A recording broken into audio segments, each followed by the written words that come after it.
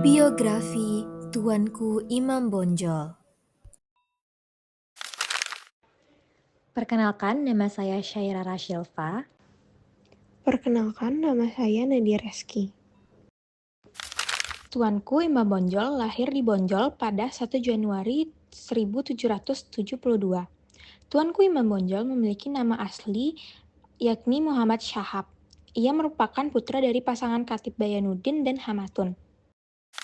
Ayahnya merupakan seorang alim ulama, sedangkan ibunya adalah perantau bangsa Arab yang datang ke Alai Ganggo Mudia Bonjol. Imam Bonjol menempuh pendidikan di Aceh untuk belajar agama Islam pada tahun 1800 sampai 1802 dan mendapat gelar Malin Basa.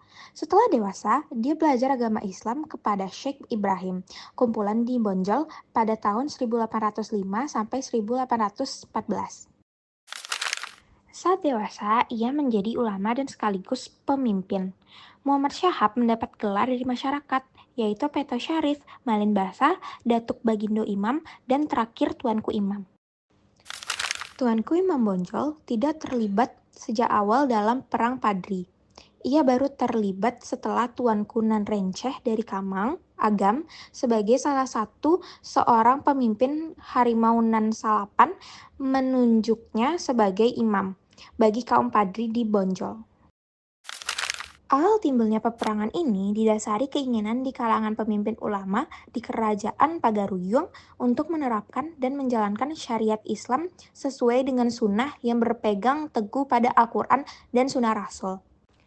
Pemimpin ulama yang tergabung dalam Harimau Nan Salapan meminta Tuanku untuk mengajak yang di Pertuan Pagaruyung untuk meninggalkan beberapa kebiasaan yang tidak sesuai dengan Islam. Dalam perundingan, tidak ada sepakat antara kaum Padri dan kaum adat. Seiring itu, beberapa nagari dalam kerajaan Pagaruyung bergejolak, dan sampai kaum Padri menyerang Pagaruyung pada tahun 1815, dan pecah pertempuran di Koto Tangah dekat Batu Sangkar. Pada 21 Februari 1821, kaum adat secara resmi bekerjasama dengan pemerintah Hindia Belanda berperang melawan kaum Padri. Sebagai kompensasi, Belanda mendapat hak akses dan penguasaan atas wilayah Darek. Campur tangan Belanda dalam perang itu ditandai dengan penyerangan Simawang dan Sulit Air oleh pasukan Kapten Goffred dan Kapten Dienema pada awal April 1821. Dalam hal ini, Belanda beralasan melibatkan diri dalam perang karena diundang oleh kaum adat. Perlawanan oleh pasukan Padri cukup tangguh sehingga sangat menyulitkan Belanda untuk mengalahkannya. Belanda lalu mengajak pemimpin kaum Padri yang kala itu dipimpin oleh Tuanku Imam Bonjol untuk berdamai dengan maklumat perjanjian Masang pada tahun 1824. Hal ini dikarenakan Belanda kehabisan dana dalam menghadapi perang di daerah lain. Tetapi kemudian janji ini dilanggar sendiri oleh Belanda dengan menyerang Nagari Pandai Sike.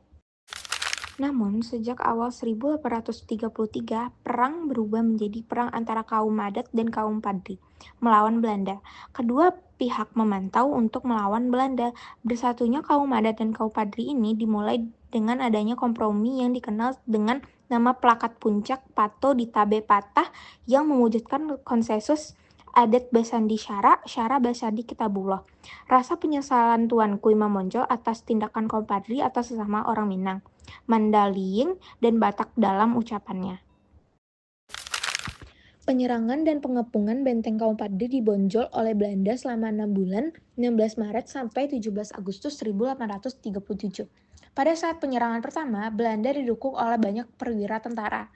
Serangan dimulai oleh orang Bugis, namun karena pertahanan Padri sangat kuat, maka didatangkan lagi pasukan dari Batavia. Setelah datang bantuan dari Batavia, Belanda melanjutkan kembali pengepungannya. Di masa selanjutnya, kedudukan Tuanku Imam Bonjol semakin sulit. Pada tanggal 16 Agustus 1837, benteng Bonjol dapat dikuasai setelah sekian lama. Tuanku Imam Bonjol menyerah kepada Belanda pada Oktober 1837 dengan kesepakatan anaknya. Naal Sultan Caniago diangkat sebagai pejabat kolonial Belanda. Imam Bonjol dibuang ke Cianjur, Jawa Barat. Kemudian dipindahkan ke Ambon dan akhirnya ke Lota, Minahasa dekat Manado. Tuanku Imam Bonjol pun wafat di pengasingan terakhirnya serta dimakamkan di Lota, Minahasa pada 6 November 1864.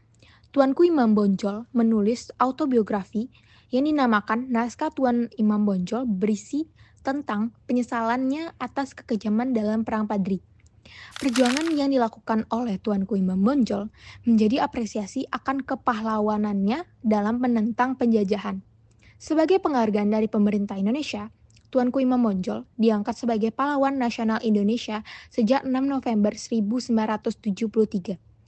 Nama Tuanku Imam Bonjol selalu diingat sehingga hadir di publik sebagai nama jalan, nama stadion, dan nama universitas.